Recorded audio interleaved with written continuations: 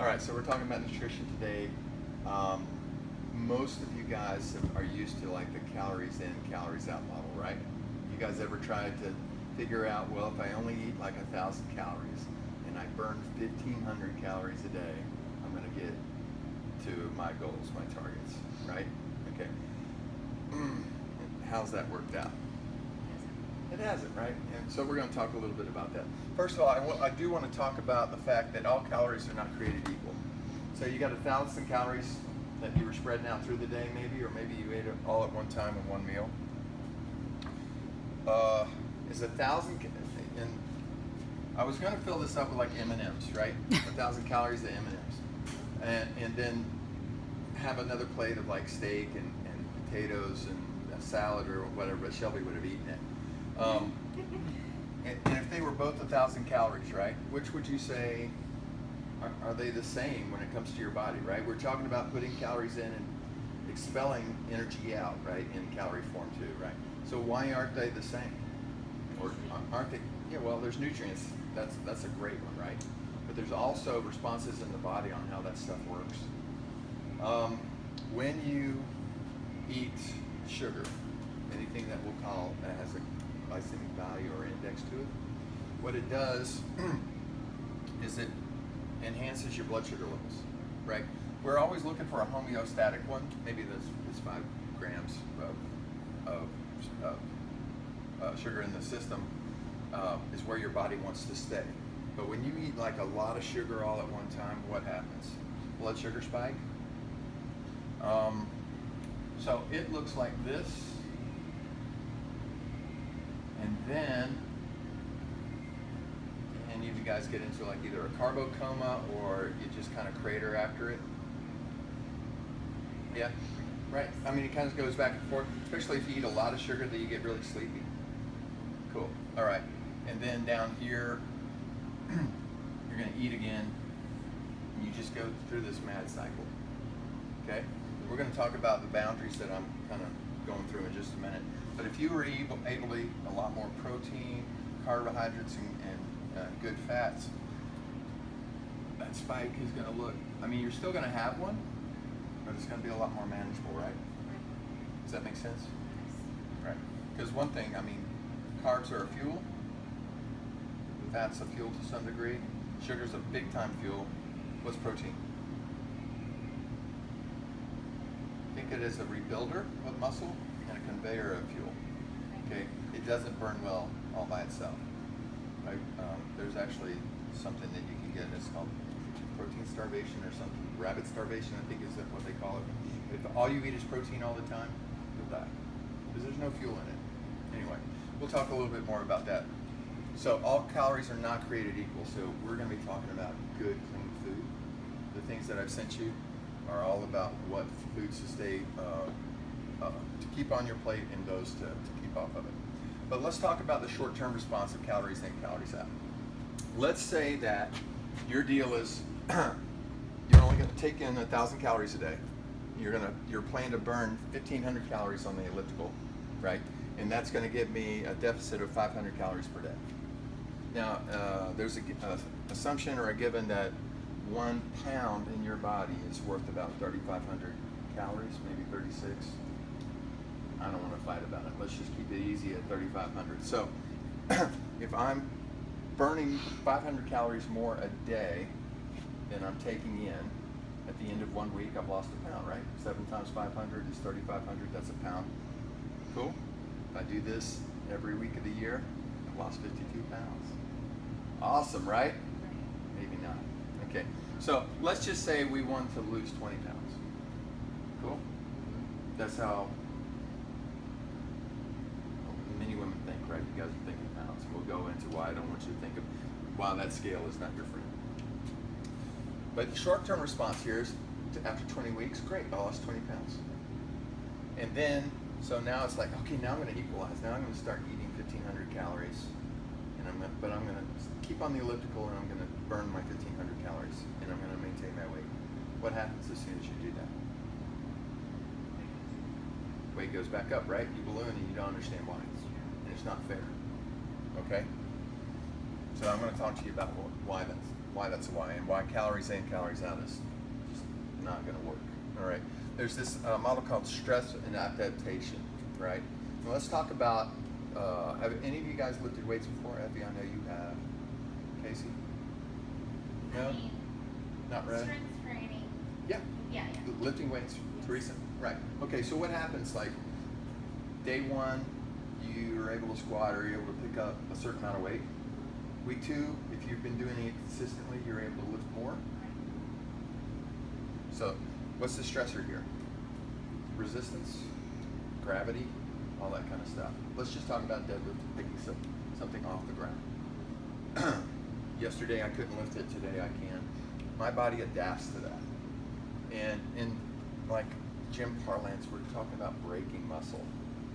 So actually when you're in here, I'm tearing you down a little bit, right? When you lift a heavy weight, and it's, you know, something over 80-85% of your 1 rep max, you'll create small little tears in your muscles. And before you freak out about that, that's a good thing. Because what it does, these micro tears stimulate more blood getting to them, so your body adapts to making them stronger. Your body says, oh, Shelby's at it again. She's tearing herself down. I want to make myself stronger so she can't tear me down, right? So the muscles rebuilt within the system, and you come back stronger, which allows you to put more weight on the bar and break your muscles again. So far, so good. Everybody's seen that, right? You lift a little bit, you lift some weight this week, next week or 2 weeks later, you're stronger. I mean, that's just the way it is. And the same thing is if you're running. Same thing with running. How's the body adapt? You're able to run a little bit further each week because your body adapts by being able to store more oxygen in the red blood cells that get to the muscles that are working in an aerobic state. So far, so good? Yes. Okay, cool. So your body's going to adapt to whatever stressor you get it. Everybody agree with that? Cool. All right. So what calories in, calories out is really doing is when you cut down the amount of calories in your body's saying, it doesn't know you're in the city and that you're next to a grocery store. It could think that you're out on the frozen tundra. And the reason you're not getting enough calories in is because you can't find food. So what are we going to do? We're going to lower our metabolism because we've got to now ration the energy that's in the body because we don't know when we're going to eat next, right? It's also going to get rid of like what we'll call expensive resources, internal processes of the body.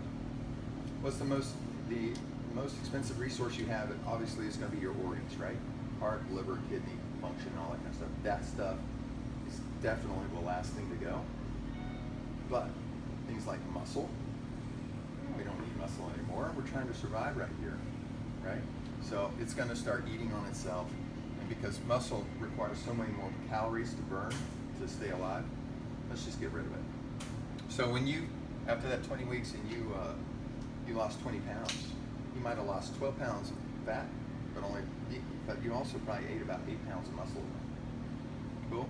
And what's the other thing that happened there? So if we had, over time, our metabolic rate was here, and now because we have told our body to lower our metabolism by not eating as much, right? So now we've shifted this down, and now my metabolism's down here. And I've lost muscle, right? So now I'm going to be much more sensitive to every calorie that comes in because I'm not burning as much every day and I'm not as strong. Are these things we want? So our proper goal setting should be to increase metabolism. We don't want to have it go this way.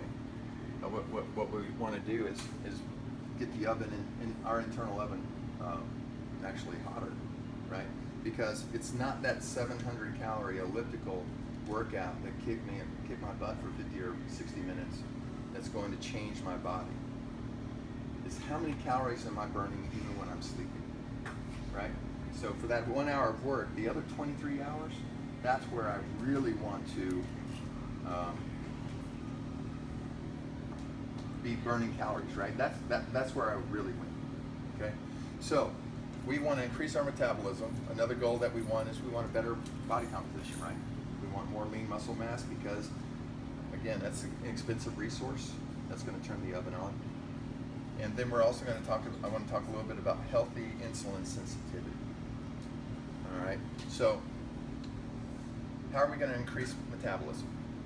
How did we decrease metabolism just a minute ago? We went on a diet, right? Calorically defined diet of maybe 1,000 calories a day. That's told our body we need to shut down because I don't know when I'm going to eat again. We got to prove to our body that we're going to eat big every day. It has to feel like it can go hard for us every day, or it shuts down its metabolism. Boom, right? You never heard that before, right? I'm not saying eat a whole box of Frosted Flakes. Okay? What I am saying is we need to eat up as much food as we can that's really clean and not glycemically enhanced. We're going to get better body composition. We'll talk about that mainly through working out, right? We got to break some muscle so we can adapt and build stronger muscle. And we also need to find a healthy insulin sensitivity. All right, so I want to talk about that right now. You see these two lines up here? This is my homeostatic, where I want to be, where my blood sugar wants to be, or my body wants my blood sugar to be. There are points here where I've got too much sugar in me, and then, have you all heard of the term called hangry?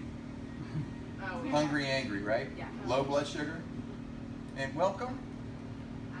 I can't remember your name. Adele. Adele, that's right, that's Adele. The singer. So this is Effie and Casey and Teresa, and you're sitting next to Shelby, and that's Coach Wendy over there. So welcome. Oh, I only got 4 more minutes. Crap. So here's the deal. Healthy insulin sensitivity. If you're resistant, how many of you guys went to high school or college and hung out by the speakers when the band was playing? Yeah, right. So I did Just too. Shelby. What happens, right? You get it ringing in my ear. I don't hear well for the next couple of days. The old school rock and rollers now are playing with stuff in their ears right now, so they can't hear. But then they're pretty much deaf, right? Yeah. So what's happened? Their receptors have dulled to the amount of pounding that they've taken by the sound, right? You've got receptors in your body that are listening for blood sugar level, okay? You've got an inner ear that's monitoring your blood, and when it goes over this, what we'll call the glycemic level, everybody with me so far? It's going to produce an insulin response.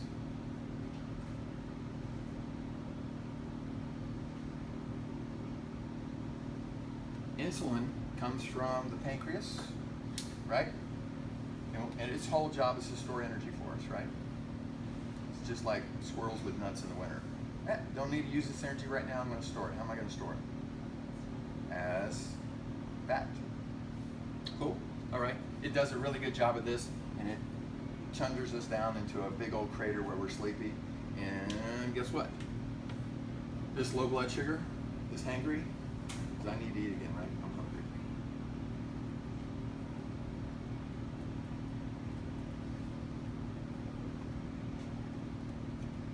Now, if you eat a whole box of Frosted Flakes, that number gets really big up here.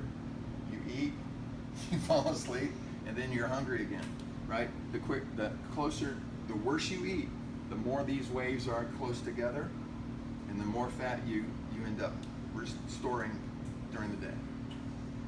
So far, so good? All right. So we got to stop that. We've talked about clean eating and how we can do that through proteins, a mix of proteins, carbs, and fats. Now, what happens when I've hit this insulin response too many times, right? If I'm eating bad all the time, it's just like standing in front of that speaker at the band, right? Sooner or later, my inner ear stops working. I don't have an insulin response anymore. I become insulin resistant, right? And now what do we got? Diabetes, right? Okay, and Wendy, your daughter's a type 1 diabetic, so she's never had the ability to actually create insulin. What happens, she becomes in peril, right? Yeah. If her blood sugar gets too low and Yeah, you're not able to if, get an insulin response. If it's too low or too high. So if it's too high, like a type 2 diabetic, then it would be like severe vomiting, diarrhea, possible coma. But none of it's Organ good. damage, right? Organ damage over time. How old was she when she was diagnosed? She was 8. 8. But it can be diagnosed, age 2. Oh yeah, my brother was diagnosed age 3. Oh, really? Yeah. So Sad. anyway, you don't want this. Don't bring this No. kind of crap on yourself, right? None of us like needles. None of us like having to monitor our blood sugar level to see if we need a shot. Because, right, what are we doing? We're having to put insulin in because our pancreas isn't working anymore. Cool? Everybody understand it? Now, so what happens though when we starve ourselves and go into starvation mode? Our body stores fat. I'm sorry? Our body stores fat. I don't know. Uh, Or not, but that's what I've heard. Yes, it does, mainly because we were talking about our inner metabolism becomes lower, and and this is what's called insulin sensitivity. I don't care. You guys need to understand this. So what happens is, We have a small class. We'll be fine. yeah, that's true. You got some normal boundaries here. When you're not feeding yourself properly, those boundaries change and they get tighter around where that homeostatic thing is. So now, anytime I even look at food, I go into an insulin response. So now, right? So now, even if I've got a reasonable wave when Can I I'm healthy, smell it? it's not fair. Life's not fair. But now I'm creating insulin responses when I just nibble and stuff, right? Any kind of blood sugar pop is going to say, there's food. I'm going to store it because I don't know when I'm going to eat again. You with me? You understand why it's not good to be at 1,000 or 1,200 calorie diet a day? We're going to eat in here, okay? I want you to always feel full. First of all, feeling hungry is, nobody wants to do that on a day-to-day for the rest of their lives, right?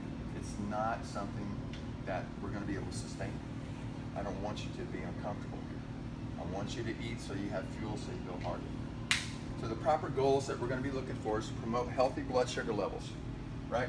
So many of you guys, if you're on a diet, calorie restricted diet right now, you probably have some insulin sensitivity, and when I get you to eat, you may actually put on some weight for a while.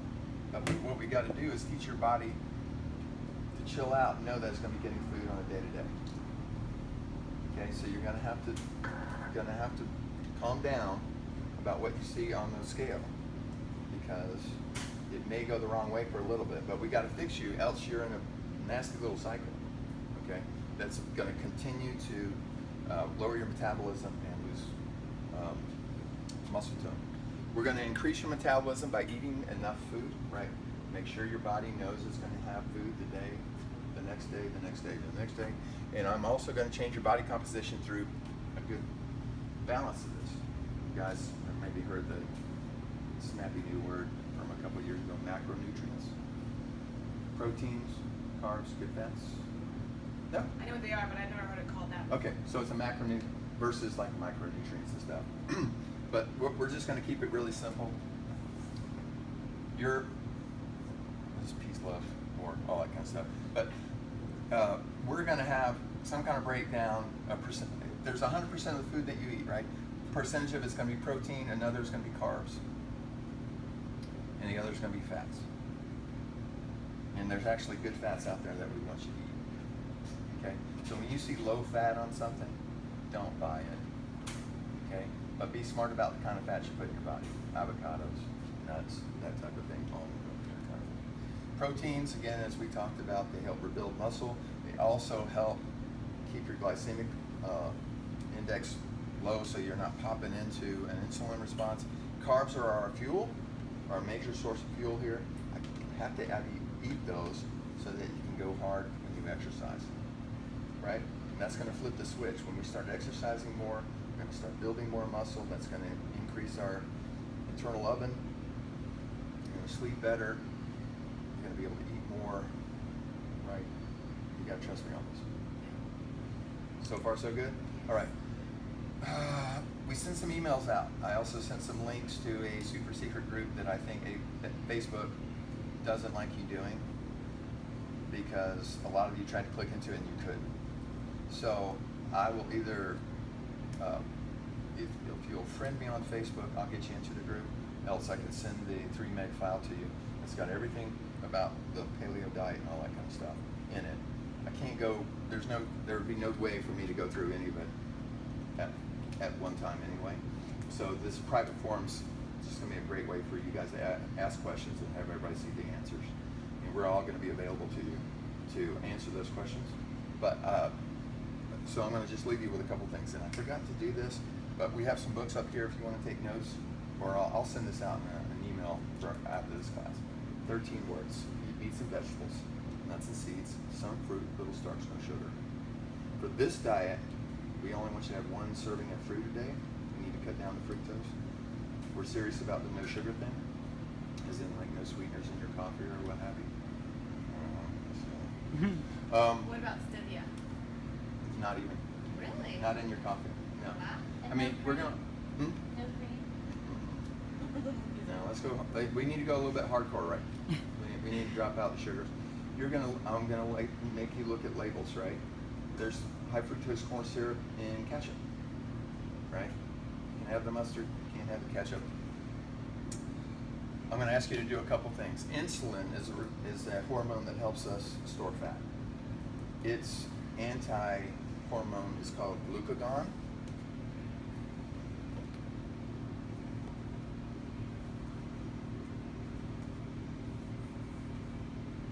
So I'm going to ask you to do a couple things. 1, I want you to drink a lot of water all day. 2, within 30 minutes of you waking up, I want at least 30 grams, 25, 30 grams of protein in you. Pure protein, right? No fuel. How many eggs would that be? It'd be 4.5. 4.5 eggs? But just, You I said mean, we can use these? yeah. And there's some pins over there too. So, and like I said, I'm gonna send an email, but this is good stuff to know. We'll take some pictures of it as well for you. So within 30 minutes Yeah, of you rising, of getting up, yeah. you I want 30 grams or so of protein. That's going to create a glucagon response, which likes to feed fat back into the body so it burns easier. That's every day or on workout days? Every day. Okay. We're teaching your body to create new habits. Okay. I also like a lot of water in the body. Okay. So let's push for every pound of body weight you have right now. I want 2 fluid ounces of water. Just for now. Now, if you're not drinking enough water right now, your body's not going to be ready for it. It's not going to adapt, so it's going to flush it the first 2 or 3 days. Keep drinking it. It's going to figure out, again, it's going to adapt. All this water I can use. So it's going to take more and more of it in, right? It's going to allow the rest of your hormones and everything to secrete better than what they are. When you're low on water, it's just like having your low oil light on your car. Things kind of don't work as well together, and it actually affects your workouts in here by up to 10 or 15%. Wow. Yeah. Okay. So you just don't want to be dehydrated. Just teach your body to get good water into it. I carry around a gallon of water with me all day, so I know exactly if I'm ahead or behind at any given time of the day. Usually I'm behind. Okay. What else can I tell you? So I'm either going to get it to you, or you at least everybody should have the week 1 shopping list and the staples list. If you don't have this, pick this up today. You're going shopping later on today. I would also say clear out the cupboards, or at least make the processed foods that you have hard for you to get to. I know you got kids, and I feed my kids waffles, just traditional Sunday, whatever, right? But make it hard for you to make bad decisions, right? If you need something, right? If you want to graze all day, fine. Make it some berries. Make it, yes. One thing I do, I like soda. I don't mind drinking it at all, but I don't keep it in my house. Because if I keep it in my house, I'll drink it. Right. So I don't buy it. Yeah. It's not in my house at all. Yeah, so you either clear the cupboards out of any of your grains, processed grains. That includes pasta. No pasta. No Huh? pasta. Where are we gonna get our carbs from? If we can't. Vegetables. Oh, Oh, vegetables. Meats And and sweet vegetables, sweet right? potato. Sweet potatoes. So- Okay. I'm sorry, I'm way over time. I don't care. No, we're this, fine. This is really important, right? Think of a rolled oat, Quaker Oats oatmeal, right? It looks like this. Okay, I'm no artist, but you know they're flattened out for you, right? In and by itself, if this was like oat bran or something, not a problem because it's like weird shape. Especially when you flatten something out, you process it, and so that's oats, semolina pasta, right? With our bow tie pasta and all that. It's flat, it's processed, it's been put through a machine. What happens when you ingest it? What happens down here? Some enzymes down there to break it up into all its component parts, right? So when it's super flat, I got enzymes coming at it from all directions. Is that bad? It's horrible Yeah. because what it's doing, the carbohydrate is really just a complex sugar molecule at the end of the day. Okay? So if more of this breaks down and I can break this down faster into sugar, what's going to happen? Right. I start breaking my glycemic index again, right? But when you eat a tomato, right, Shelby? She loves tomatoes. Not. Okay. Or what else? Or oat bran or whatever. It's going to be in this weird, like dihedral thing. It's a different kind of molecule. Actually, tomatoes are fruit. I know this, but all your vegetables are in these weird molecules. So our body adapted a long time ago to break these down with the right number of enzymes because it's hard to get to, and therefore it's released. The sugar released into the system is much more contained rather than all at once. What about quinoa? I'm gonna say if you can't eat meat, quinoa is a valid way to go get some more protein in you. Okay. It's not my first choice. Okay. Okay. Mainly because it's spelled funny. Yeah. But yeah, I mean, yes, but it's still processed. Yeah, Right? okay. So there's still